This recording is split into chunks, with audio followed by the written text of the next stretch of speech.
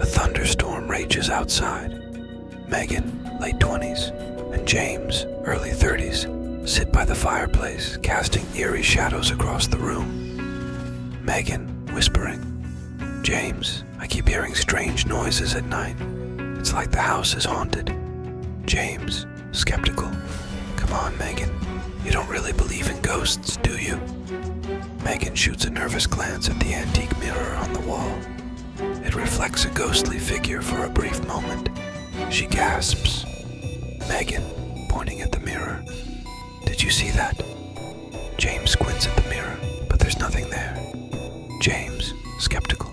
See what? Enters kitchen. Night Megan enters the kitchen. She opens the refrigerator, and a bloody hand reaches out from behind her, grabbing her shoulder. She screams. Enters. Living room. Megan runs back into the living room, breathless. Megan, panicking. There's something in the kitchen. It touched me. James, alarm. What? I'll check it out.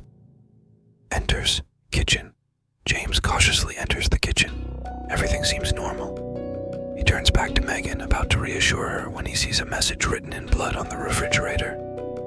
Get out before it's too late. Enters living room. James rushes back to Megan. James, urgently. We need to leave now. They grab their jackets and make a run for the front door, but it slams shut, trapping them inside. Enters living room. The lights flicker and the room grows icy cold. The ghostly figure from the mirror materializes before them. Ghostly figure whispers. You should have left when you had the chance. The room goes dark. Screams echo through the darkness, and the sound of shattering glass is heard.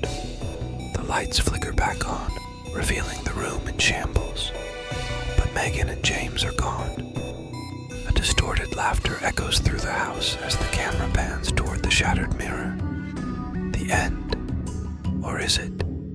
The camera lingers on the broken mirror, and a faint, chilling whisper can be heard as the screen fades to black.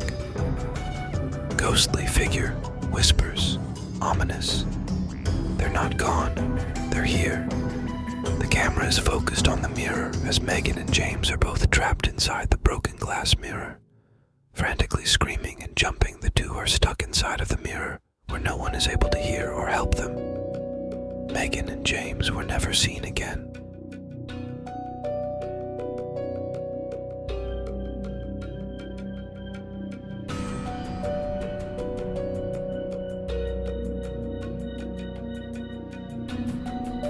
The story starts in the cabin living room, a cozy cabin in the woods.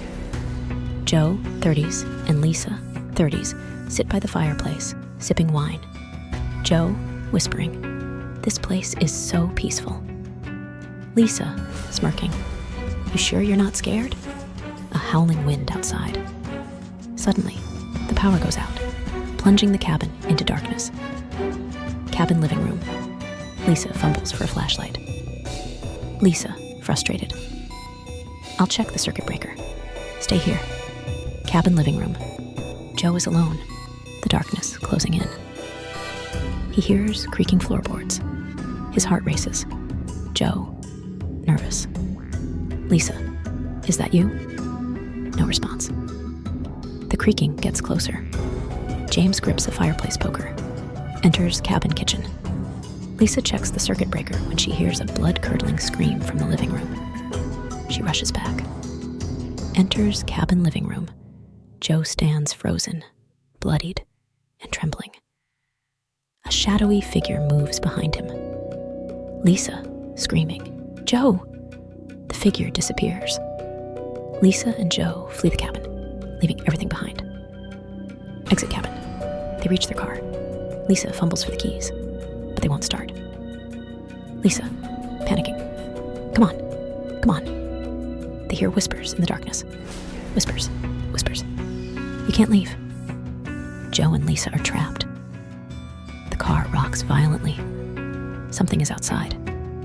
A horrific scream echoes through the woods. The cabin stands silent. There's an eerie suspense in the air as Lisa begins to smell burning wood.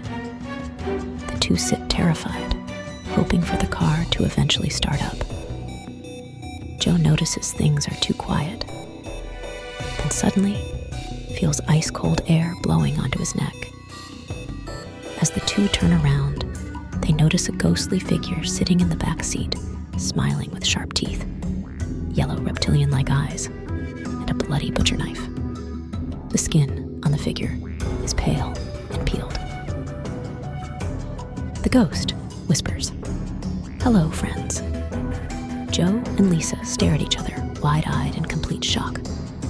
Without looking back at the figure, the two sat in complete silence, as if they were accepting their fate. You don't want to know what happened next, do you?